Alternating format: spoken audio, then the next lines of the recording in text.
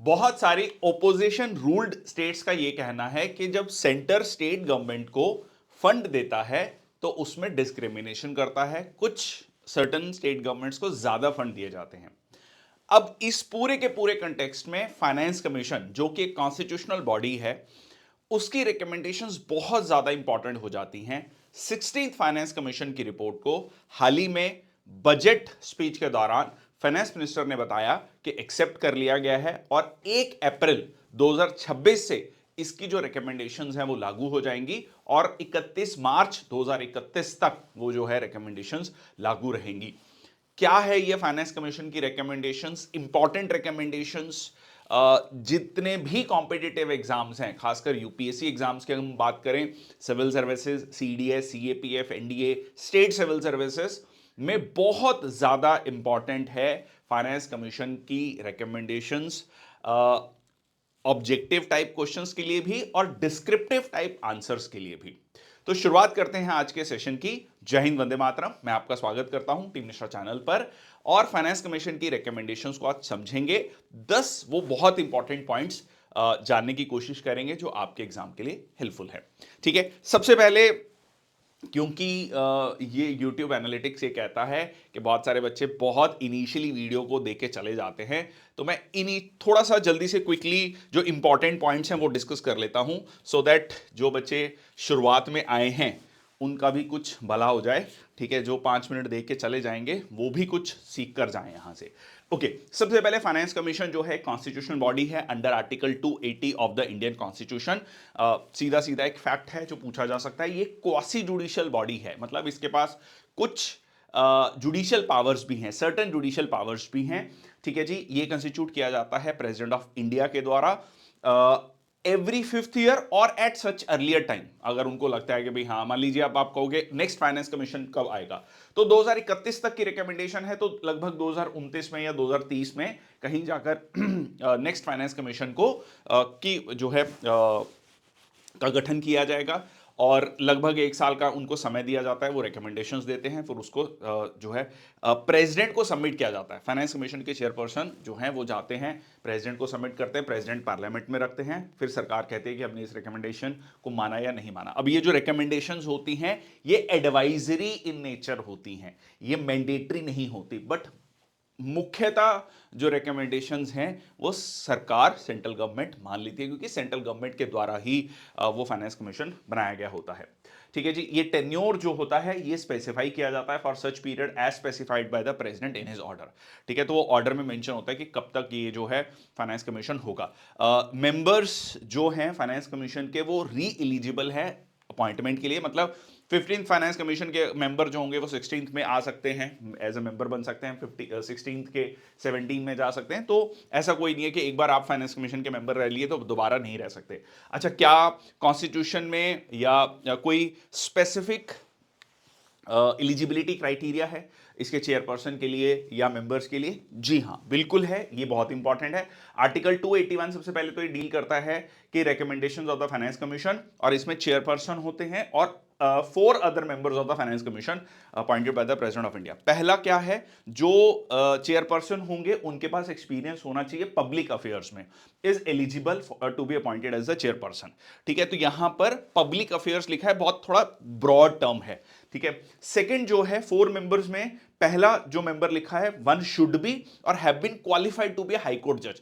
ध्यान रखना, high court जज जो है ऐसा नहीं है कि जरूरी हाई कोर्ट जज ही होने चाहिए, लिखा है should be or have been qualified as a high court जज। ठीक है, जो मतलब क्वालिफिकेशन रखता है हाई कोर्ट जज के लिए, तो हाई कोर्ट जज के लिए क्या क्वालिफिकेशन है? ठीक है, भारत के नागरिक होने चाहिए, पहला कंडीशन। दूसरी कंडीशन में 2 कंडीशन है जिनमें से एक, मतलब एक एटलीस्ट फुलफिल होनी चाहिए, या तो आपका मिनिमम 10 साल का हाई कोर्ट का as a high court advocate का एक्सपीरियंस होना चाहिए, या फिर 10 साल का जुडिशियल ऑफिसर का एक्सपीरियंस होना चाहिए। ठीक है जी, okay, one should have been the knowledge of finance and accounts. ठीक है, अगला मेंबर जो है उनके पास फाइनेंस और अकाउंट्स की नॉलेज होनी चाहिए। एक जो है उनके पास फाइनेंशियल मैटर्स और एडमिनिस्ट्रेशन की नॉलेज होनी चाहिए। ठीक है, और एक जो है उनके पास इकोनॉमिक्स जो सब्जेक्ट है उसकी स्पेशल नॉलेज होनी चाहिए। ठीक है जी, फंक्शन क्या है ये बहुत इंपॉर्टेंट है। फंक्शन ये है कि भाई सेंटर और स्टेट्स के बीच में जो टैक्सेस को किस बेसिस पे डिस्ट्रीब्यूट किया जाएगा। ठीक है। So distribution of net proceed of taxes जो शेयर किया जाएगा सेंटर और स्टेट के बीच में, यूनियन और स्टेट्स के बीच में। और सबसे इंपॉर्टेंट पॉइंट, प्रिंसिपल्स, वो सिद्धांत क्या हैं, वो शर्तें क्या हैं जिनके बिना पर जो है सेंटर और स्टेट के बीच में फंड्स को डिस्ट्रीब्यूट किया जाएगा, क्योंकि ये एक बहुत बड़ा कंटेंशन है। हाल ही में आपने देखा होगा कर्नाटका की सरकार ने सेंट्रल गवर्नमेंट पर ये एलिगेशन लगाया कि हम सेंट्रल पूल में टैक्सेस बहुत कंट्रीब्यूट करते हैं बट हमें शेयर जो कम मिलता है, ठीक है, हमें जो है कम टैक्सेस जो है मिलते हैं, ठीक है। उसको भी हम आगे डिस्कस करेंगे कि उसको कैसे एड्रेस किया गया है इस फाइनेंस कमीशन की रिकमेंडेशन में, बहुत इंपॉर्टेंट है, सीधा सीधा क्वेश्चन बनता है उससे रिलेटेड, ठीक है। उसके अलावा कंसोलिडेटेड फंड ऑफ स्टेट जो है उसके को कैसे ऑगमेंट करना मतलब कंसोलिडेटेड फंड ऑफ, जैसे कंसोलिडेटेड फंड ऑफ इंडिया होता है वैसे कंसोलिडेटेड फंड ऑफ स्टेट भी होता है, उसको कैसे मतलब मजबूत करना है, ताकि, क्योंकि अगर स्टेट मजबूत होगा तभी पंचायत और म्युनिसिपैलिटीज भी मजबूत होंगे, ठीक है। तो ये भी जो है इससे रिलेटेड भी रिकमेंडेशन 16 फाइनेंस कमीशन ने दिया है, बहुत important. Okay, any other matter या कोई भी और मैटर जो कि इंपॉर्टेंट है, जो राष्ट्रपति जी को लगता है, ठीक है जी, एक साउंड फाइनेंस के लिए, एक अच्छा वित्तीय प्रशासन के लिए चाहिए, वो जो है यहां पर राष्ट्रपति बता सकते हैं। इसके अलावा कुछ और इंपॉर्टेंट फैक्ट्स हैं। फाइनेंस कमीशन जो है अपनी रिपोर्ट रखता है प्रेसिडेंट के पास और प्रेसिडेंट जो है फर्दर उसको पार्लियामेंट में रखते हैं, और यही बात जो है फाइनेंस मिनिस्टर ने 1 फरवरी 2026 को अपनी बजट स्पीच में कहा कि हम फाइनेंस कमीशन की रिकमेंडेशंस को मानते हैं और वो 1 अप्रैल 2026 से लागू हो जाएंगी, ठीक है जी। ये आपके फाइनेंस कमीशन कौन कौन से रहे हैं, तो अब इसमें थोड़ा सा इंपॉर्टेंट है, ये सीधा सीधा क्वेश्चन भी पूछा गया है, मतलब खासकर जो ये 1 डे एग्जाम्स हैं, CAPF है, CDS है, NDA है, स्टेट सिविल सर्विसेज है, ठीक है, उनमें पूछा जा सकता है। एक तो देखो ये 16 फाइनेंस कमीशन के जो चेयरपर्सन हैं, ठीक है, डॉक्टर अरविंद पनगड़िया, ये तो बहुत ही ज्यादा इंपॉर्टेंट है, सीधा सीधा क्वेश्चन बनता है।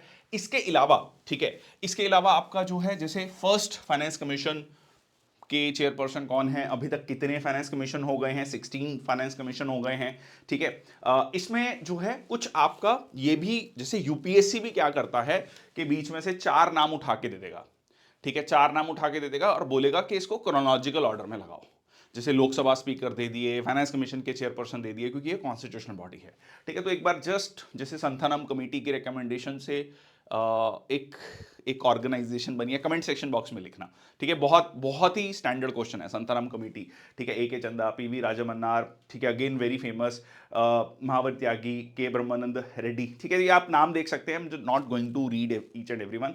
ये C रंगाराजन, बहुत important, doctor Vijay Kelkar, YV Reddy, ये लेटेस्ट आपके हो गए, ठीक है, जो आपको ध्यान में रखने चाहिए, ठीक है जी। ओके, इस बार जो फाइनेंस कमीशन के चेयरपर्सन जो हैं डॉक्टर अरविंद पनगड़िया और Shri Ajay Narayan Jha, farmer member 15 finance commission, former secretary, ये फुल टाइम मेंबर थे, मतलब 16 फाइनेंस कमीशन के, 15 फाइनेंस कमीशन में भी थे, 16 फाइनेंस कमीशन में थे।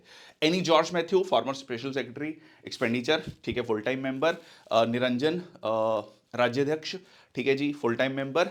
Doctor Saumya Kanti Ghosh, part time member. अब इसमें आप एक चीज ध्यान रखना, ठीक है, वैसे जनरली मेंबर्स के बारे में पूछे इसके चांसेस कम हैं, बट क्योंकि हाल ही में बिल्कुल ताजी ताजी रिकमेंडेशंस आई हैं और इसके बारे में चर्चा चल रही है, तो हो सकता है कि मेंबर्स के बारे में भी पूछ ले, तो just have a look.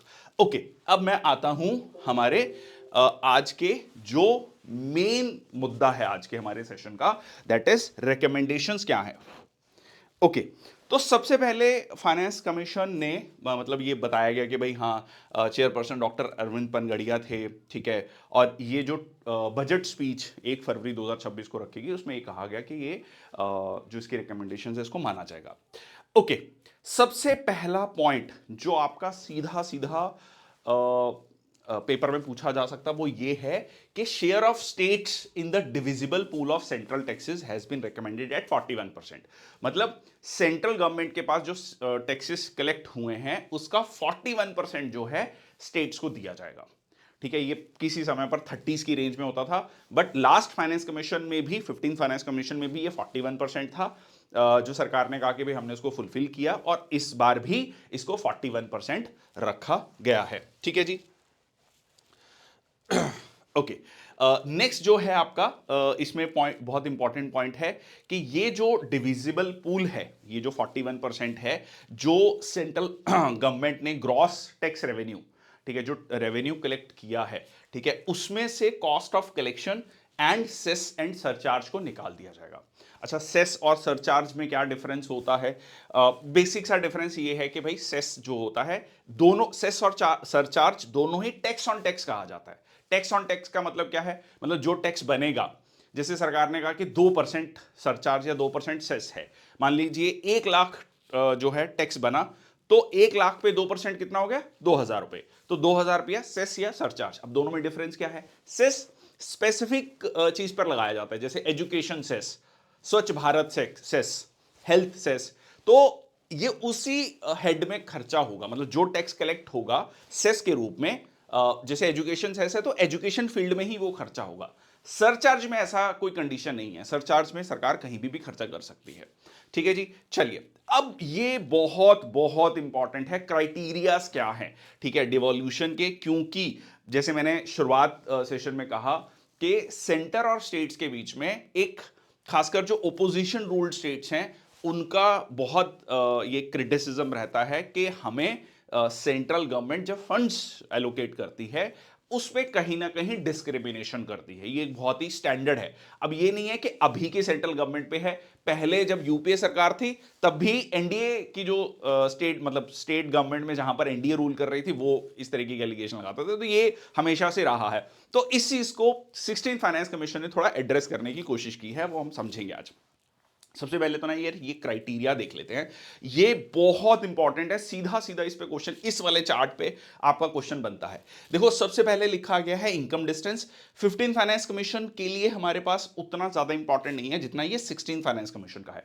Income distance कितना लिखा गया है? 42.5%। अब ये इनकम डिस्टेंस क्या होता है समझेंगे अभी, ठीक है। पॉपुलेशन 2011 के अकॉर्डिंग उसका जो परसेंटेज है 17.5%। मतलब बेसिकली एक क्राइटेरिया रखे गए हैं, भाई किसी स्टेट को कितना फंड दिया जाएगा, उसके लिए क्राइटेरियाज हैं भाई। उसमें 42.5% जो है इनकम डिस्टेंस होगा। पॉपुलेशन 2011 के अकॉर्डिंग 17.5%, क्योंकि 2021 का सेंसस अभी तक हुआ नहीं है, ठीक है, कोविड की वजह से डिले हो गया, तो अभी तक वो कंप्लीट नहीं, मतलब हुआ ही नहीं है, स्टार्ट ही नहीं हुआ है। डेमोग्राफिक परफॉर्मेंस, जब मैं ये वीडियो बना रहा हूं फरवरी 2026 में, okay. Demographic performance 10%, area 10%, forest 10%। पहले टैक्स एंड फिस्कल एफर्ट्स को जो है 2.5% दिया गया था फिस्कल कमीशन में, ऑफ 15th फाइनेंस कमीशन में टैक्स एंड फिस्कल एफर्ट्स को 2.5% दिया गया था, वो अभी नहीं दिया गया है। कंट्रीब्यूशन टू जो जीडीपी है 15th फाइनेंस कमीशन में इसका कोई वेटेज नहीं था, अब इसका वेटेज 10% दिया गया है। क्या है, इस एक एक करके सारे क्राइटेरियाज को समझेंगे, ठीक है। चलिए सबसे पहले हम डिस्कस कर लेते हैं per capita gross state GDP, ठीक है, स्टेट डोमेस्टिक प्रोडक्ट, या सिंपली कहें तो स्टेट जीडीपी, ठीक है, इसको सिंपल भाषा में समझो, स्टेट जीडीपी इनकम डिस्टेंस। अब अच्छा, अब ये क्या कह रहा है, ये बड़ा इंटरेस्टिंग है ये चीज। एक तो इसमें फंडा ये है कि भाई कितनी किसकी जीडीपी होगी। भाई पूरे भारत की जीडीपी मान लीजिए $4 ट्रिलियन है, $4 ट्रिलियन है मोटा मोटा अगर हम समझें। तो सपोज अगर केरल को फंड एलोकेट होना है, तो केरल की जो जीडीपी है, स्टेट जीडीपी है, वो सेंटर की मतलब टोटल में कितना परसेंटेज है, सिंपल, ठीक है जी। अब सिर्फ ये क्राइटेरिया नहीं है कि भाई मान लो सपोज केरल की 5% जीडीपी है, एक एग्जांपल ले रहा हूं, एक हाइपोथेटिकल एग्जांपल, तो 5% क्राइटेरिया नहीं है इसमें, थोड़ा सा इन्होंने एक टूल यूज किया है। बेसिकली इसमें यह किया गया है कि ऐसा ना हो कि जो ज्यादा बड़ी स्टेट्स हैं उनको अनड्यू एडवांटेज मिले और छोटी स्टेट्स को मतलब नुकसान हो। कहीं ना कहीं छोटी स्टेट्स में, देखो एक बेसिक चीज को समझो, मान लो 2 स्टेट्स हैं, एक बहुत बड़ा स्टेट है गुजरात, महाराष्ट्र, तमिलनाडु, जो जहां पर टैक्स पेयर्स ज्यादा हैं, ठीक है, लोगों की पेइंग कैपेसिटी ज्यादा है, बिजनेस एनवायरनमेंट अच्छा है कंपैरेटिवली। तो अब होगा क्या कि अगर सेम टैक्स रेट भी है, एक और छोटा स्टेट है, मान लीजिए कोई नॉर्थ ईस्टर्न स्टेट है या कोई भी और स्टेट है, बेशक टैक्स रेट सेम भी हो और इवन वहां की जो गवर्नेंस है, एडमिनिस्ट्रेशन है, वो भी अच्छी है, मतलब लगभग आप मान ले सेम है, बट फिर भी गुजरात या महाराष्ट्र या तमिलनाडु, क्योंकि ये अच्छी स्टेट्स हैं, अच्छा कंट्रीब्यूट करती हैं जीडीपी में, तो इनको जो है ज्यादा वेटेज मिलेगा, क्योंकि ज्यादा लोग हैं टैक्स पेइंग कैपेसिटी में, या टैक्स पे करने वाले परसेंटेज टर्म में लोग ज्यादा हैं। ठीक है, तो अब इस चीज को थोड़ा सा मैनेज कैसे किया गया है, उसमें यह कहा गया है कि जो टॉप 3 लार्ज स्टेट्स होंगी, ठीक है, average of per capita state GDP, top 3 large states, ठीक है, जो भी 3 सबसे बड़ी स्टेट्स होंगी उनका एवरेज लिया जाएगा। टॉप 3 स्टेट्स का। अब आपका दिमाग में एक सवाल आ सकता है कि टॉप स्टेट को क्यों नहीं लिया गया?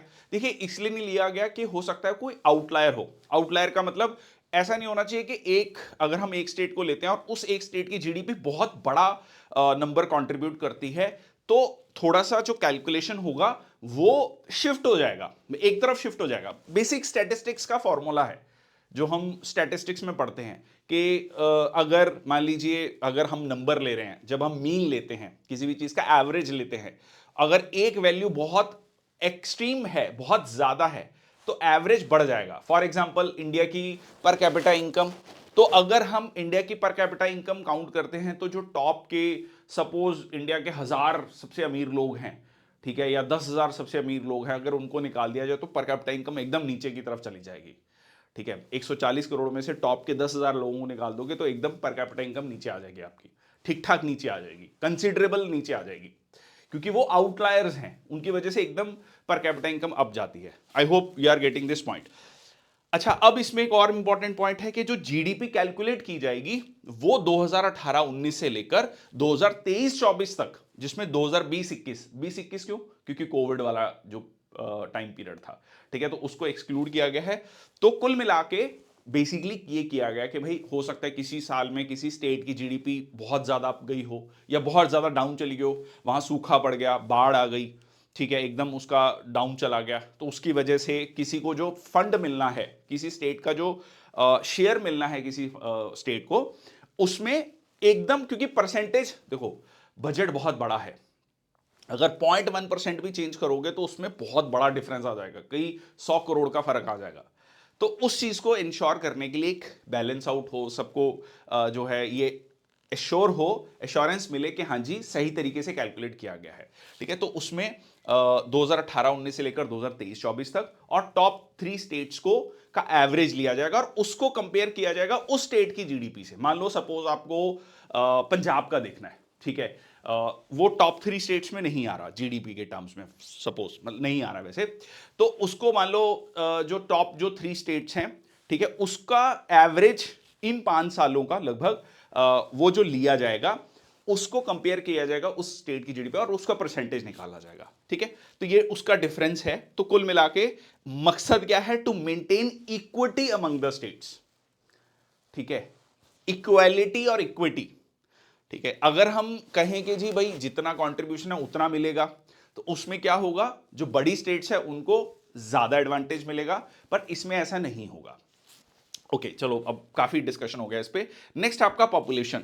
पॉपुलेशन में 2011 सेंसस को लिया गया है, ठीक है जी, उसका परसेंटेज 17.5% है। और अब इसके पीछे भी एक कारण आप ये कह सकते हैं कि भी पॉपुलेशन का जो नंबर है वो क्यों बढ़ाया गया है। अगर आपने हाल ही में ये देखा होगा कि नॉर्थ और साउथ का एक डिवाइड आपको देखने को मिल रहा है कि सदर्न स्टेट्स ये कह रही हैं कि भाई 1971 में या इवन सिंस इंडिपेंडेंस, जब से हमने पॉपुलेशन कंट्रोल मेजर्स को अपनाया है, तो सदर्न स्टेट्स ने इस चीज को काफी अच्छे से इंप्लीमेंट किया है। अब उनका जो फर्टिलिटी रेट है, टीएफआर, ठीक है, अगला पॉइंट ही है वो भी, कि जो टीएफआर है उन्होंने काफी ज्यादा उसको कम कर लिया है, बट उसकी वजह से उनको नुकसान हो रहा है। ठीक है, अब रिसेंटली आंध्र प्रदेश के जो सीएम है उन्होंने ये बात भी कही कि मतलब एक किसी स्पीच में बात कही कि यहाँ पे पॉपुलेशन बढ़नी चाहिए। ठीक है, आंध्र प्रदेश में जो है, सो ही सेड के ही इनकरेजेस।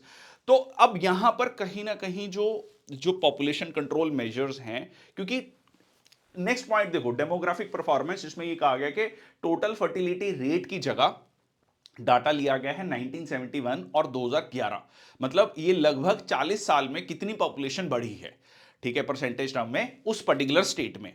क्यों लिया गया है? क्योंकि जैसे जो सदर्न स्टेट्स हैं, तमिलनाडु है, केरल है, आंध्र प्रदेश है, कर्नाटका है, तेलंगाना है, इनका जो टीएफआर है, टोटल फर्टिलिटी रेट होता है कि एक एवरेज एक वुमेन जो है कितने बच्चे पैदा कर रही हैं, ठीक है, उनके कितने बच्चे हो रहे हैं, तो 2.1 को रिप्लेसमेंट लेवल माना जाता है, ठीक है। रिप्लेसमेंट लेवल का मतलब होता है कि पॉपुलेशन नहीं बढ़ेगी। अब सदर्न स्टेट्स का टीएफआर 2.1 से नीचे जा चुका है, 1.7, 1.8 ये चल रहा है मोटा मोटा अलग अलग स्टेट्स का।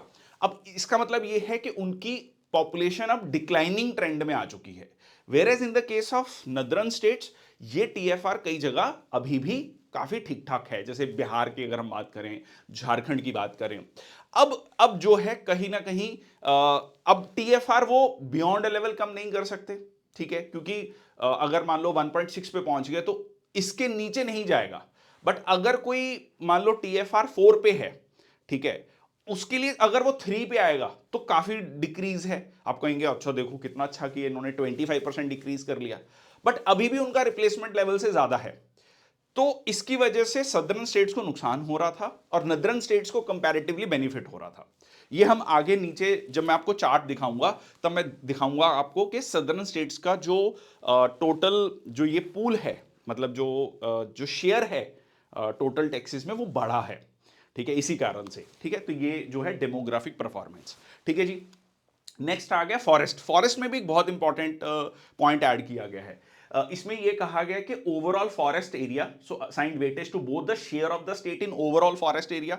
मान लीजिए आप ये कहते हैं कि भाई सपोज गुजरात की एग्जांपल लेते हैं, तो गुजरात का मतलब इंडिया में जो टोटल फॉरेस्ट एरिया है उसमें गुजरात का कितना परसेंटेज है, या अलग अलग स्टेट्स का कितना कितना परसेंटेज है उस स्टेट का।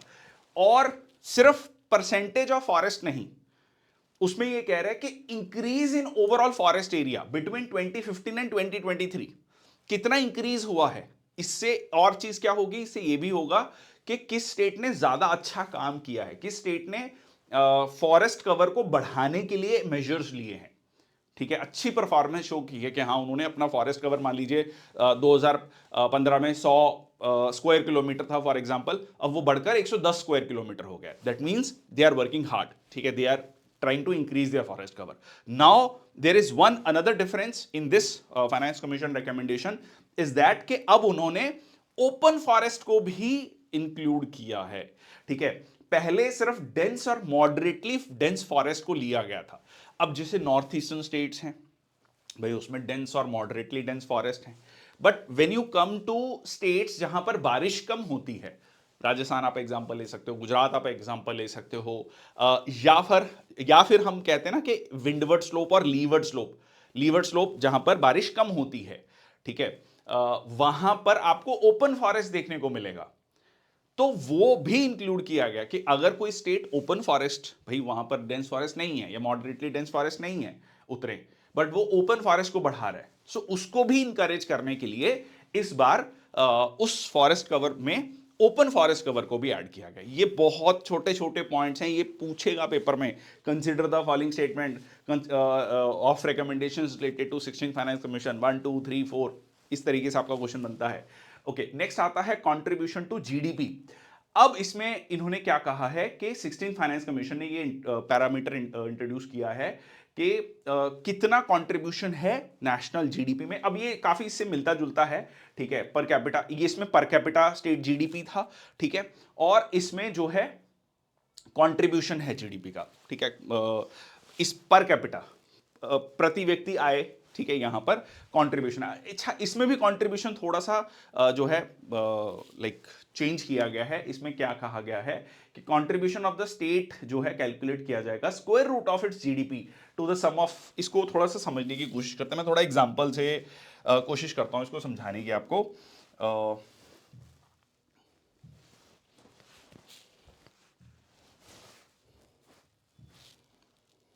ओके, ऐसे समझ लो, स्क्वायर रूट कैसे, वो कह रहा है कि मान लो एक जो है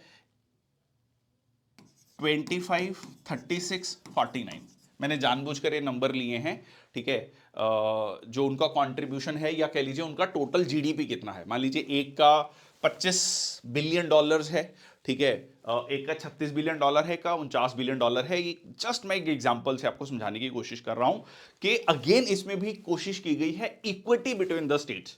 इक्विटी बिटवीन द स्टेट्स का मतलब ये है कि मतलब स्टेट्स में जो छोटी स्टेट्स हैं या मीडियम स्टेट्स हैं उनका कंट्रीब्यूशन थोड़ा बढ़े। जैसे मैंने आपको पहले उसका लॉजिक बताया कि अगर सेम रेट स्ट्रक्चर है, सेम गवर्नेंस, सेम एडमिनिस्ट्रेशन है, तो भी जो बड़ी स्टेट्स हैं उनको ज्यादा बेनिफिट होता है। ठीक है, तो लोअर स्टेट्स को, छोटी स्टेट्स को या मीडियम स्टेट्स को नुकसान ना हो इस चीज का। जैसे कि अब आप अगर इसका एवरेज मतलब डिवाइड करोगे, मान लो एक कंट्री है जिसमें 3 ही स्टेट्स हैं, एक का कंट्रीब्यूशन $25 बिलियन है, एक का 36, एक का $49 बिलियन। ठीक है, एक एग्जांपल से समझते हैं। तो मान लो आपको 49 वाले का वो लेना है, तो क्या होगा 25 प्लस 36 प्लस 49, ठीक है, which comes out to be 110। ठीक है, अब स्क्वायर रूट किया है इसमें जो उन्होंने लिखा है, तो स्क्वायर रूट 5, ठीक है, 36, 6 और 49 का 7। ठीक है, तो अब क्या हो जाएगा 7, क्योंकि हम 49 वाले का ले रहे हैं। ठीक है, 7 प्लस 6 प्लस 5, तो 7 डिवाइडेड बाय 18। ठीक है, जब आप इसको कैलकुलेट करोगे और इसको कैलकुलेट करोगे तो 49 divided by 110 is higher than 7 this. ठीक है, तो ये इससे ज्यादा है। ठीक है, आप इसको 7 को 42 और 18, ये आप इसको ऐसे भी कर सकते हो 42 डिवाइडेड बाय 108, तो ये आपका नंबर ये इससे कम है। तो कहीं ना कहीं स्क्वायर रूट को लिया गया है। मतलब सिंपल भाषा में ये है कि कहीं जो छोटी स्टेट्स हैं, जो $25 बिलियन है जिसका कंट्रीब्यूशन, उसको थोड़ा सा ज्यादा जो है अमाउंट मिले। ठीक है, शेयर उसका थोड़ा बढ़ जाए, क्योंकि नहीं तो नॉर्थ ईस्टर्न स्टेट्स जहां पर टैक्स कलेक्शन बहुत ज्यादा नहीं है, इनकम अपॉर्चुनिटीज बहुत ज्यादा नहीं है, हिली स्टेट्स जहां पर इनकम अपॉर्चुनिटीज ज्यादा नहीं है, उनको अनड्यू मतलब अनड्यू लॉस होगा। ठीक है, और जो बड़ी स्टेट्स हैं उनको अनड्यू एडवांटेज हो जाएगा। ठीक है जी, I hope this is clear. Next आता है ग्रांट्स इन एड, बहुत बहुत इंपॉर्टेंट। अब इन्होंने कहा है कि जो ग्रांट्स दी जाएंगी, अब इसमें सबसे बड़ा कह लीजिए एक क्रिटिसिज्म था। ठीक है, सबसे ज्यादा खासकर ओपोजिशन रूल स्टेट्स कहते हैं कि भाई आप अपनी जो आपकी खुद की पार्टी की जो स्टेट्स में पावर है, ठीक है, जो एनडीए रूल स्टेट्स हैं सपोज प्रेजेंट कंटेक्स्ट में, तो उनको आप ज्यादा फंड दे रहे हो। तो इस चीज को एड्रेस करने की कोशिश की गई है फाइनेंस कमीशन के द्वारा। अब उन्होंने क्या कहा कि भाई हम रिकमेंड करते हैं कि 5 साल में 9,47,000 करोड़ रुपया फंड दिया जाएगा ग्रांट्स में। देखो, ग्रांट और लोन में क्या फर्क होता है? लोन ऋण जिसकी रीपेमेंट लाइबिलिटी होती है, जो आपको दोबारा मतलब चुकाना होता है, आप पे कर्जा है। ग्रांट जो है आपको एक सहायता दी गई है। अच्छा, अब इस उन्होंने क्या कहा कि ग्रांट दी जाएगी, पर ये जो ग्रांट होगी किस चीज में होगी? Urban and rural local bodies के लिए, कहीं ना कहीं किसके लिए? Third tier of the government.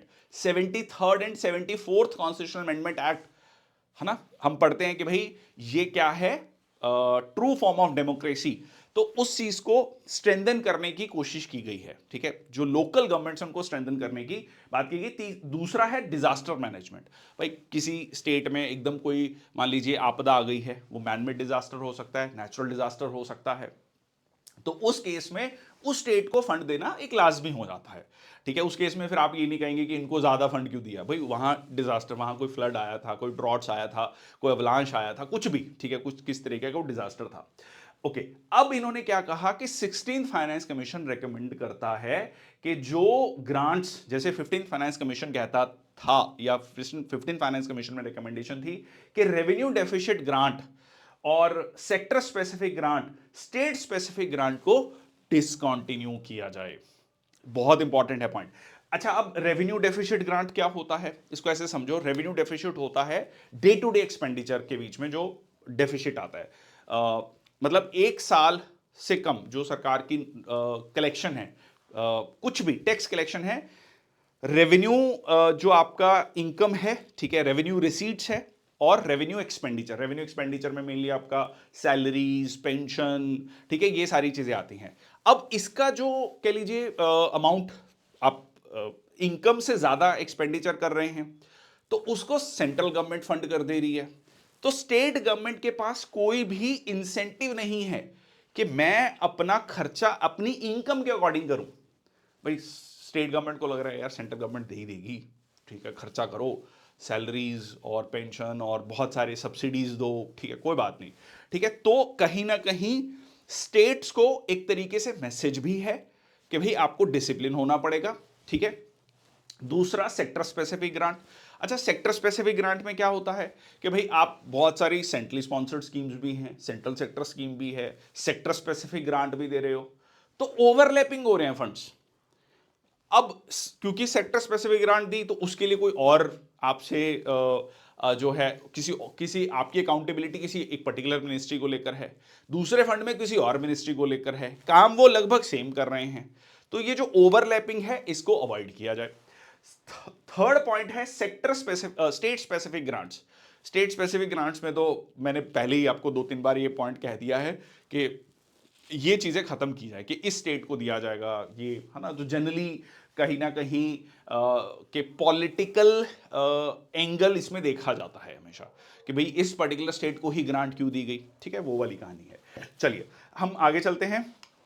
तो यहां पर आप देख सकते हैं कि ग्रांट इन एड जो है लोकल गवर्नमेंट्स के लिए, जैसे उन्होंने कहा कि भाई 7,91,000 करोड़, उसमें रूरल लोकल बॉडीज के लिए कितना है, बेसिक ग्रांट और परफॉर्मेंस ग्रांट बहुत इंपॉर्टेंट।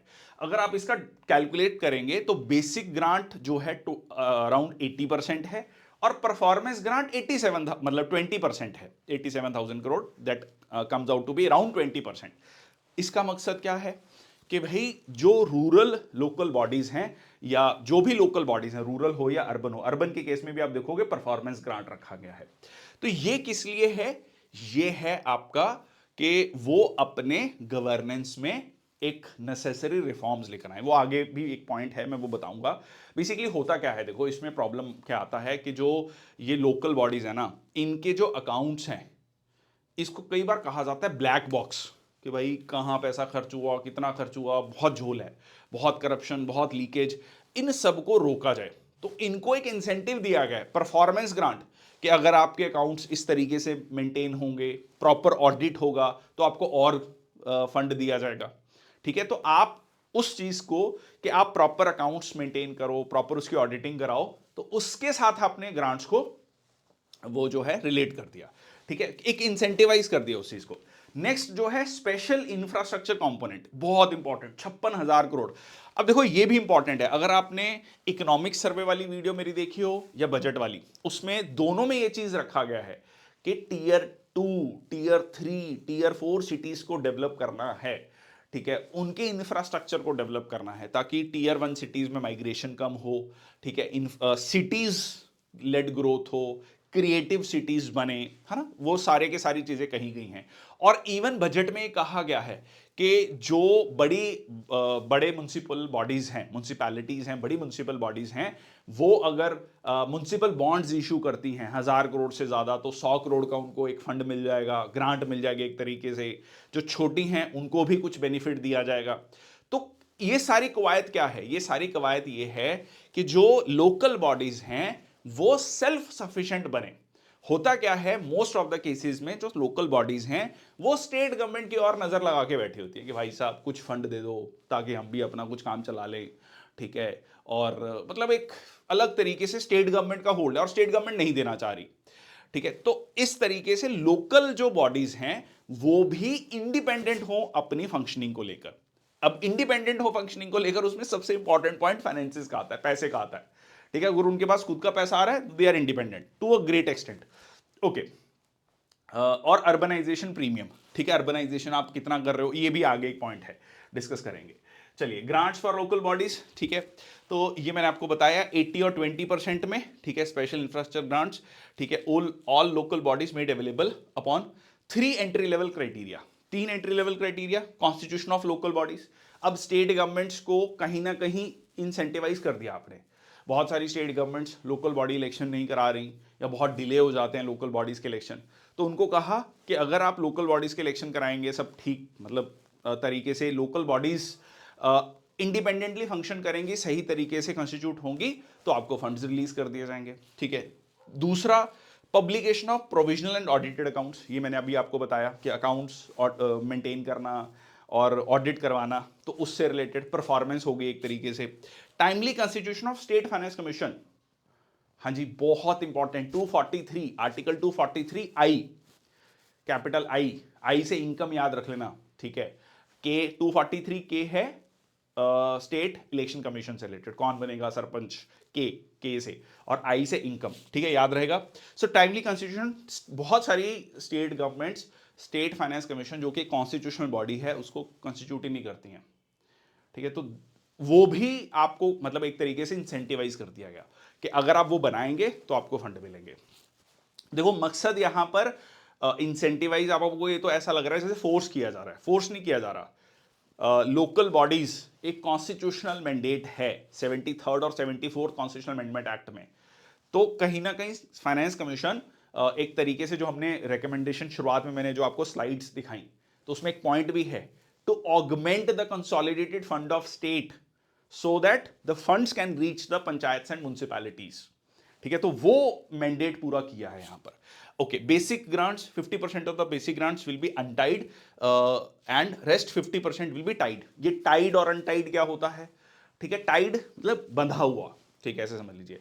बंधा हुआ मतलब 50% ग्रांट्स जो है, जो आपको उसी हेड में खर्चा करना पड़ेगा। जैसे कि 50% टाइड है related to sanitation and solid waste management and water management, मतलब जो पैसा मिलेगा उसका 50% आपको sanitation and solid waste management में और वाटर मैनेजमेंट में खर्चा करना पड़ेगा। बाकी 50% आप अपनी डिस्क्रिप्शन के अकॉर्डिंग खर्च कर सकते हैं, भाई आपकी जो रिक्वायरमेंट है, जहां जहां आप खर्चा करना चाहते हैं वो कर सकते हैं। ओके, परफॉर्मेंस ग्रांट, ये भी मैंने आपको बता दिया, ठीक है जी। मिनिमम बेंचमार्क्स रखे गए हैं।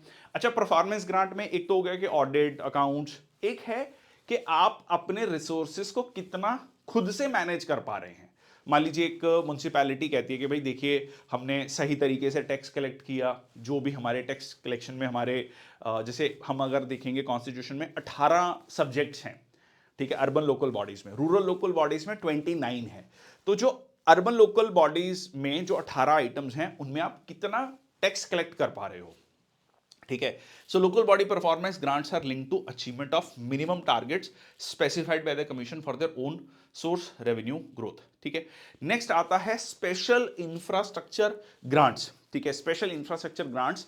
अब इसमें भी इंपॉर्टेंट है कि अगेन जो comprehensive waste water management in cities with population of 10 to 40 lakhs as per census 2011, again जैसे मैंने कहा टीयर 2 सिटीज, टीयर 3 सिटीज, इनको कैसे डेवलप किया जाए, ठीक है। तो अगर आप 2047 तक एक डेवलप्ड कंट्री का, विकसित भारत का सपना देखते हैं, तो इट इज वेरी इंपॉर्टेंट कि हमारे टीयर 2 टीयर 3 सिटीज भी ग्रोथ इंजन के रूप में डेवलप हों।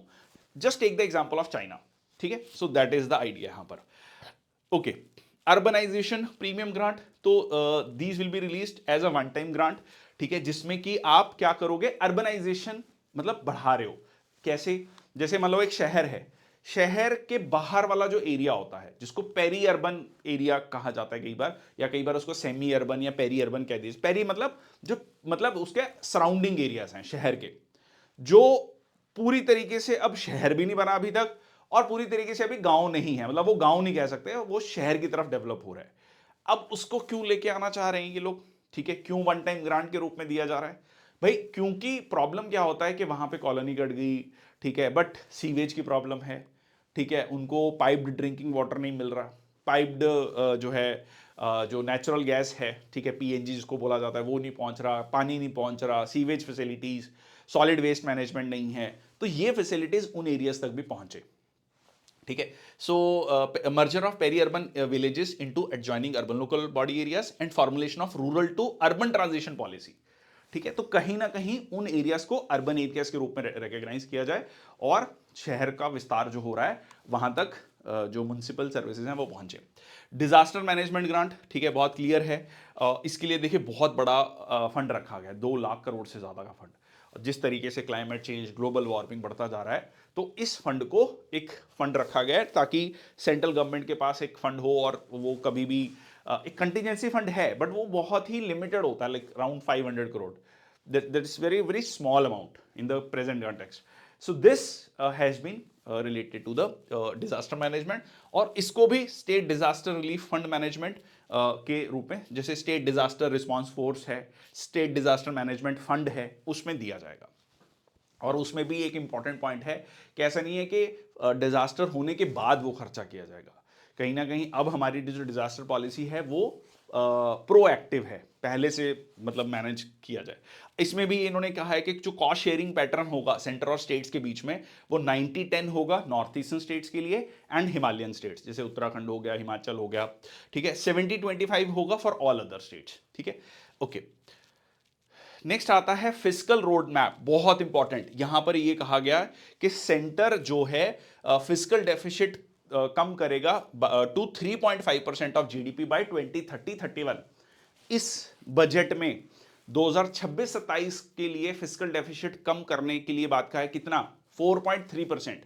जो 2025-26 था उसमें 4.4% था, 26-27 के लिए 4.3% कहा गया है। 2030-31 तक इसको धीरे धीरे कम करके 3.5% तक लाया जाएगा, ये रिकमेंडेशन है। और बहुत इंपॉर्टेंट पॉइंट इसमें यह भी कहा गया है कि जो आपका एनुअल फिस्कल डेफिसिट लिमिट है स्टेट्स के लिए वो 3% होगा। FRBM act 2003, fiscal responsibility and budget management act 2003, और ये रेकमेंड करता है strictly discontinuing the practice of budget borrowings, ठीक है, of budget borrowings for states and bringing all such borrowings into their budgets, ठीक है। तो यहां पर एक ये बहुत इंपॉर्टेंट पॉइंट है ऑफ बजट बोरोइंग्स को, इसको समझ लेते हैं। होता क्या है कि स्टेट गवर्नमेंट ना जब बजट पेश करती है अपनी विधानसभा में, तो वो ये कहते हैं कि भाई सारा जैसे सेंटर में फाइनेंस बजट जो बजट पेश होता है वैसे ही स्टेट गवर्नमेंट्स में होता है। बट उसमें ना दे प्ले स्मार्टली, दे से व्हाट दे डू इज कि फिस्कल डेफिसिट को पेपर में कम दिखाने के लिए दे से कि भाई ये देखो हमने ये कम अमाउंट रखा जाता है, जो एक लिमिट है उसके अंदर रखा गया। बट उसके बाद बहुत सारी और बोरोइंग्स की जाती हैं बजट के बाहर जाकर, जिसको बजट में नहीं शो किया जाता। पर अल्टीमेटली स्टेट की वो लायबिलिटी है, वो स्टेट को पे करना है ना, रीपे करना है क्योंकि वो लोन लिया है, बट वो बजट में शो नहीं है। तो यहां पर वो चीज कहा गया है कि ये जो प्रैक्टिस है ये स्ट्रिक्टली डिसकंटिन्यू होनी चाहिए, क्योंकि इट इज लाइक कि आप कागजों में शो नहीं कर रहे हो, मतलब बजट में शो नहीं कर रहे हो, कागजों में तो है खैर, बट वो बजट के हेड्स में नहीं आ रहा है। एंड ये प्रैक्टिस शुड डिसकंटिन्यू, क्योंकि अल्टीमेटली स्टेट का जो डेट बर्डन है वो लगातार बढ़ता जा रहा है, ठीक है। सो the definition of fiscal deficit and debt should be expanded to uniformly include all of budget borrowings, ठीक है। तो जो डेफिनेशन है फिस्कल डेफिसिट की और डेट की, उसमें जितने भी ऑफ बजट बोरोइंग्स हैं उनको इंक्लूड करना जरूरी है, ठीक है। तो इसमें कमीशन हैज प्रोजेक्टेड जो कंबाइंड डेट है सेंट्रल और स्टेट गवर्नमेंट्स का to decline from 77.3% to 73% in 2030-31। Central government का जो बजट, अभी इसमें दोनों बजट दोनों डेट कह रहे हैं, सेंट्रल गवर्नमेंट का भी स्टेट का भी, ठीक है, ऑफ द टोटल जीडीपी। अब अगर सेंट्रल गवर्नमेंट का देखोगे अराउंड 56% है, जो कि सेंट्रल गवर्नमेंट ने कहा है कि 2030-31 तक 50% ±1% जो है हम ले आएंगे 2030-31 तक, ठीक है। बट ओवरऑल सेंटर और स्टेट का जो डेट है to the GDP, debt to GDP, वो उन्होंने कहा कि 77.3% से 73% तक आना चाहिए। Very important for macro economic stability. पूरी दुनिया में बड़े बड़े देश, यूएस दुनिया की सबसे बड़ी इकोनॉमी, उनके लिए सबसे बड़ी कहते हैं ना कि परेशानी का सबब क्या है आज के समय पर, उनका डेट टू जीडीपी रेशो, ठीक है। अर्निंग उतनी हो नहीं रही है और वो डेट टू जीडीपी रेशो और उसका जो कहते हैं ना इंटरेस्ट कंपोनेंट है वो बढ़ता जा रहा है, ठीक है। चलिए वो एक अब लंबी कहानी है, अब उस पर नहीं जाएंगे। नेक्स्ट आता है पावर सेक्टर रिफॉर्म्स, बहुत इंपॉर्टेंट। स्टेट के बजट में एक बहुत बड़ा रेड फ्लैग क्या है, वो है पावर सेक्टर का लॉसेस। पावर सेक्टर में भी डिस्ट्रीब्यूशन कंपनीज के लॉसेस, डिस्ट्रीब्यूशन कंपनीज में एक लॉस होता है AT&C लॉसेस, ठीक है। इसको सिंपल भाषा में कहें तो बिजली की चोरी, ठीक है जी, ये लॉस हो गया, डिस्ट्रीब्यूशन में लॉसेस हो गया, बहुत सारे जो है, या आप फंड कलेक्ट नहीं कर पा रहे हैं, ठीक है, लोग पे नहीं कर रहे हैं, बहुत सारे जो है, या डिलेड पेमेंट्स हैं, ठीक है। तो वो जो है, अब डिलेड पेमेंट्स के केस में आप बहुत स्ट्रिक्ट एक्शन नहीं ले रहे हैं क्योंकि पॉलिटिकल बैकलैश हो सकता है, तो उसकी वजह से distribution companies are continuously running into losses.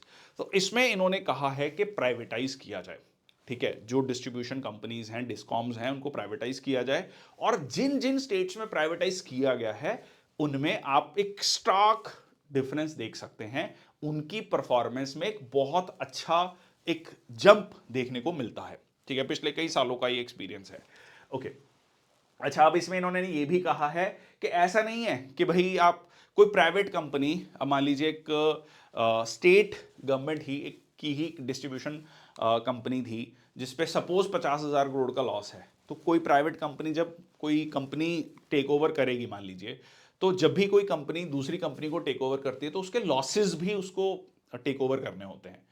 पर प्राइवेट कंपनी आपका 50,000 करोड़ का लोन या 50,000 करोड़ का लॉस जो है वो टेक ओवर क्यों करेगी? तो यहां पर उन्होंने कहा है कि उसके लिए एक स्पेशल असिस्टेंस स्कीम होनी चाहिए फॉर कैपिटल इन्वेस्टमेंट। मतलब उन्होंने कहा कि भाई वो लॉस आप प्राइवेट कंपनी को मत दो, ठीक है, प्राइवेट कंपनी को क्लीन बैलेंस, जो कहते हैं ना, बैलेंस शीट जो है क्लीन होनी चाहिए, तभी वो प्राइवेट कंपनी इंटरेस्टेड होगी आपकी डिस्ट्रीब्यूशन कंपनी को लेने के लिए। अब ये कैसे बैलेंस आउट किया जाएगा? उन्होंने कहा कि भाई एक तरीके से जो ये मान लीजिए 50,000 करोड़ का लॉस है, इसमें आप इसको टेक ओवर करो, एक स्पेशल पर्पज व्हीकल बनाओ और उसको एक तरीके से इन्वेस्टमेंट समझ लो, ठीक है, कि आप पावर सेक्टर में इन्वेस्ट कर रहे हो, ठीक है, वो पैसा इन्वेस्ट कर रहे हो और उसके बाद गिव इट टू द जो है प्राइवेट कंपनी, वो रन करें। सब्सिडी एक्सपेंडिचर की अगर हम बात करें तो सब्सिडी एक्सपेंडिचर में बहुत इंपॉर्टेंट पॉइंट एक कहा गया है कि स्टेट्स जो हैं वो रिव्यू करें, रैशनलाइज करें अपने सब्सिडी एक्सपेंडिचर को। इसमें इन्होंने कहा कि भाई जो अनकंडीशनल कैश ट्रांसफर हैं वो कहीं ना कहीं बहुत ज़्यादा हैं और टारगेटेड बेनिफिशियरीज तक नहीं पहुंच रहे हैं। और उन्होंने ये भी कहा कि एक क्लियर एक्सक्लूजन क्राइटेरिया सेट होना चाहिए। एक्सक्लूजन क्राइटेरिया मतलब कि भाई किसको मिलेगा, अभी सबको तो नहीं मिलना चाहिए, ठीक है, उतना तो बजट नहीं है, उतना पैसा नहीं है, तो आप क्लियर जो है क्राइटेरियाज रखें और एक रिग्रेस रिव्यू प्रोसेस हो ताकि इफेक्टिव टारगेटिंग हो सके, सही व्यक्ति तक वो पैसा पहुंच सके। In addition it recommended discontinuing finances of subsidies through off budget borrowings. और ये जो सब्सिडीज दे रहे हैं जनरली ये ऑफ बजट बोरोइंग्स, जो मैं पहले बता रहा था कि आपने लिया कि जी 200 यूनिट तक, 300 यूनिट तक सबको बिजली माफ, और मतलब इस तरीके की चीजें जो हैं, या डायरेक्ट बेनिफिट ट्रांसफर दे रहे हैं, ठीक है, बहुत सारी योजनाएं हैं, 1,000 रुपया महीना, 2,000 रुपये महीना, तो वो जो है उसको थोड़ा टारगेटेड करने की बात की गई है और उसको ऑफ बजट बोरोइंग से फाइनेंस करना बिल्कुल बंद करना होगा, ये रिकमेंड किया गया है। इसके अलावा ये भी कहा गया है कि कमीशन के कोई स्टैंडर्डाइजेशन नहीं है, ठीक है, इन defining and accounting of subsidies and transfer across states. भाई क्या सब्सिडीज हैं, जैसे अब कई बार ये हम डिस्कस करते हैं कि like prime minister has said कि रेवडी कल्चर बंद होना चाहिए। द क्वेश्चन कम्स कि what is comes under the रेवडी कल्चर, ठीक है, और व्हाट इज वेलफेयर, ठीक है, कौन सा जो है एक्चुअल जो है कहीं ना कहीं आप फ्रीबीज दे रहे हो और क्या वेलफेयर है, इसको कौन डिसाइड करेगा, ठीक है। तो वो जो है यहां पर इन्होंने इस चीज को कहा है कि कोई स्टैंडर्डाइजेशन नहीं है उस चीज की, और इसकी वजह से क्या हो रहा है कि सब्सिडीज और ट्रांसफर्स जो हैं उसको मिसक्लासिफाई किया जा रहा है। कैसे? मतलब सब्सिडी, अब आप सीधा तो लिखोगे नहीं कि ये फ्री भी है, तो आप क्या शब्द यूज कर रहे हो, असिस्टेंस यूज कर रहे हो या ग्रांट्स कह रहे हो या उसको अदर एक्सपेंडिचर के रूप में लिखा जा रहा है। तो उन्होंने कहा कि एक यूनिफॉर्म अप्रोच होनी चाहिए in accounting and disclosure of subsidies and transverse, ठीक है, तो उसको एक यूनिफॉर्म अप्रोच के साथ जो है मेंशन किया जाना चाहिए, ठीक है जी। फिर आता है आपका पब्लिक सेक्टर एंटरप्राइज रिफॉर्म्स, बहुत इंपॉर्टेंट अगेन, ठीक है, तो ये कहीं ना कहीं अगेन थोड़ा सा प्राइवेटाइजेशन की तरफ बात कर रहे हैं। इन्होंने कहा कि 308 ऐसी स्टेट पब्लिक सेक्टर एंटरप्राइजेज हैं जो इनएक्टिव हैं, इनको प्राइवेटाइज किया जाना चाहिए, ठीक है, कि स्टेट लेवल पीएससीज, मतलब प्राइवेटाइज किया जाए या डिसइन्वेस्टमेंट किया जाए, ठीक है, तो इसमें फर्क है डिसइन्वेस्टमेंट में और प्राइवेटाइजेशन में, ठीक है। डिसइन्वेस्टमेंट हो गया कि आप अपनी शेयर होल्डिंग कम करो, ठीक है, उसको पब्लिक में लेकर जाओ, ठीक है, फंड रेज करो, उसको सोशल सेक्टर स्पेंडिंग में लगाओ और लेट द लाइक धीरे धीरे प्राइवेट सेक्टर के हाथों में वो मैनेजमेंट जाएगी, ठीक है। और इसमें यह भी कहा गया कि जो स्टेट और यूनियन पब्लिक सेक्टर एंटरप्राइजेज हैं, नॉट जस्ट स्टेट, यूनियन की भी पब्लिक सेक्टर एंटरप्राइजेज हैं, अगर 4 साल में 3 साल लगातार वो, मतलब 4 में से कोई भी 3 साल वो लॉसेस में हैं, तो उनको भाई साहब बंद करो फिर। ठीक है, मतलब तुम लगातार जो है should be placed for respective cabinet consideration, वो कैबिनेट कंसिडरेशन के पास जाना चाहिए, फिर कैबिनेट डिसाइड करेगा कि उसको बंद करना है या उसको प्राइवेटाइज करना है या कंटिन्यू करना है। क्यों कंटिन्यू करना है? क्योंकि भाई वो स्ट्रेटेजिक है, वो जो एंटरप्राइज है वो बहुत स्ट्रेटेजिक इंपॉर्टेंस रखती है, उसको प्राइवेटाइज नहीं किया जा सकता। तो कहीं ना कहीं मतलब एक तरीके से परफॉर्मेंस इंश्योर की जाए इन पब्लिक सेक्टर एंटरप्राइजेस में, क्योंकि अल्टीमेटली टैक्स पेयर्स का पैसा है। 4 साल में 3 साल जो है अगर ऐसा कुछ होता है। ठीक है, तो ये था रिकमेंडेशंस, ये हमने डिस्कस कर ली हैं। एक just to like make you understand कि क्या चेंजेस हुए हैं। अब देखो 15th फाइनेंस कमीशन में individual share of states in the tax devolved, मतलब अगर मान लो सेंट्रल गवर्नमेंट 100 रुपया देगी, तो पहले आंध्र प्रदेश को 15th फाइनेंस कमीशन में 4 रुपए 5 पैसे मिल रहा था, अब 4 रुपए 22 पैसे मिलेगा। ठीक है जी। सिमिलरली अरुणाचल प्रदेश को 1 रुपए 76 पैसे था, वो 1 रुपए 35 पैसे, अब थोड़ा सा इसका कम हुआ है। ठीक है, अगर हम देखें, क्योंकि ओपन फॉरेस्ट, इसमें डेंस फॉरेस्ट, वो मतलब बहुत सारे फैक्टर्स हैं, तो वो सारे फैक्टर्स जो हमने देखे उन सब का मिलाकर, अगर अब इसमें मैं मोटा मोटा आपको थोड़ा सदर्न स्टेट्स का दिखा देता हूं, क्योंकि सदर्न स्टेट्स का ये काफी ज्यादा आप देखेंगे कि बहुत ज़्यादा बीच में डिबेट चली नॉर्थ और साउथ की, तो उसको लेकर भी ये जो है सदर्न स्टेट्स के थोड़ा सा फेवर में ये गया है। देखो 4.05 टू 4.22, ठीक है, 4 पे 5 पैसे से 4 पे 22 पैसे। ठीक है, अगर आप यहाँ पर मैं सदर्न स्टेट्स पे आऊँ, ठीक है, तमिलनाडु 4 पे 8 पैसे, 4 पे 10 पैसे। अब आप कहोगे थोड़ा, बट ओवरऑल टर्म में काफ़ी वो आ जाएगा डिफरेंस। ठीक है, सिमिलरली कर्नाटका 3 रुपए 65 पैसे, 4 पे 13 पैसे। ठीक है, it's a huge difference. Kerala का 1 रुपए 93 पैसे, मतलब 1.93%, मैं मतलब जस्ट आपको समझाने के लिए बोल रहा हूं, 1.93% टू 2.38%। ठीक है, तो ये इतना जो है इसमें डिफरेंस आया है। ठीक है, तो ये आप देख सकते हैं कि सदर्न स्टेट्स को थोड़ा इसमें बेनिफिट हुआ है। तेलंगाना में 2.1 है परसेंट टू 2.17%, मतलब 2.10% से 2.17%। ठीक है, तो सदर्न स्टेट्स को थोड़ा सा इसमें बेनिफिट हुआ है। ओके, और जो एलिजिबल सिटीज हैं, स्पेशल इंफ्रास्ट्रक्चर कंपोनेंट, जो अर्बन लोकल बॉडीज को जो ग्रांट्स मिलेगी, जो हमने देखा ऊपर, उसमें ये सिटीज भी मेंशन की गई हैं, जैसे महाराष्ट्र में पुणे। ठीक है, तो मैंने जैसे कहा ना, टियर 2 टियर 3 सिटीज पे फोकस है, जयपुर, लखनऊ, कानपुर, नागपुर, भोपाल, इंदौर, विशाखापट्टनम, पटना, वडोदरा, लुधियाना, फरीदाबाद, राजकोट, धनबाद, अमृतसर, हावड़ा, रांची, कोयंबटूर, जोधपुर, मदुरई, रायपुर। तो ये कोई भी इनमें से टियर 1 सिटी नहीं है। ठीक है, तो ये कहीं ना कहीं वो टियर 2 टियर 3 सिटीज पे फोकस किया गया। तो ये था फाइनेंस कमीशन की पूरी रिकमेंडेशन। आई होप यहां पर आप थोड़ा सा और भी देख सकते हैं, state wise detail of grants in aid. ठीक है, कितनी कितनी रूरल लोकल बॉडीज को दी जाएगी, इतना याद, मतलब बिल्कुल भी इसको याद करने की जरूरत नहीं है, ये कुछ भी इंपॉर्टेंट नहीं है। हाँ, जो फैक्टर्स क्या क्या हैं वो इंपॉर्टेंट है, वो मैंने काफी डिटेल में आपसे डिस्कस कर लिए। मैंने सिर्फ फैक्टर्स डिस्कस नहीं किए हैं। ठीक है, फैक्टर्स हो सकता है आप खुद भी पढ़ लेते, बट उसके पीछे लॉजिक क्या था, उसके पीछे सोच क्या थी, वो भी यहां पर डिस्कस करने की कोशिश की है। That's all from my side, thank you so much. Please do let me know about this particular session. कैसा लगा आपको? Please do share with the relevant audience.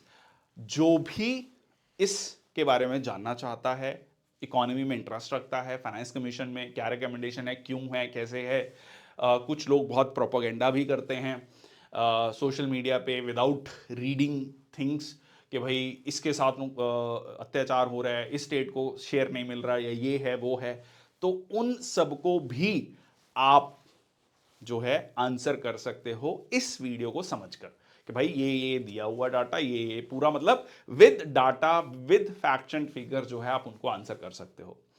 So I hope this will add to your knowledge. That's all from my side, thank you so much. जय हिंद, वंदे मातरम।